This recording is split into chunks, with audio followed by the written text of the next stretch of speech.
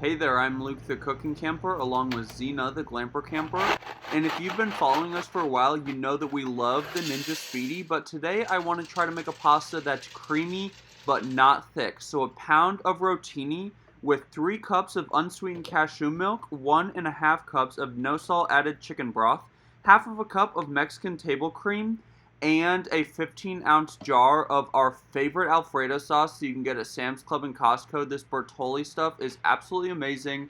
Best kitchen hack ever is to just get pre-made Alfredo and just jazz it up a little bit. So after all of that is thoroughly combined, then I added a tablespoon of rattlesnake bite seasoning and a tablespoon of low sodium roasted chicken, better than bullion.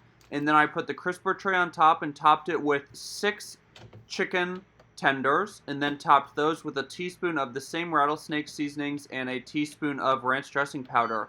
390 degrees for 15 minutes on Speedi meals, and this stuff came out super crazy delicious.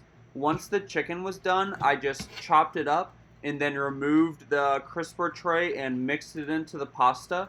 Now this did come out a little bit watery right out of the Ninja Speedi, but that's okay because I just added 6 ounces of Parmesan cheese. I think that this came out really well. It's almost spooky season, so I tried to make it look like there was a ghost.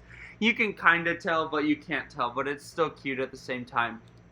Out of every pasta recipe I have made in the Ninja Speedi, I definitely think this one had the best texture. The flavor was super delicious.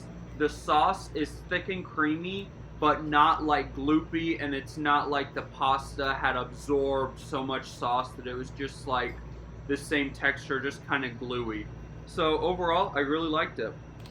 If you liked this video, make sure to give us a big thumbs up, comment down below, and subscribe to our channel. Don't forget to hit that bell so that you see the next time me and Xena upload a new video.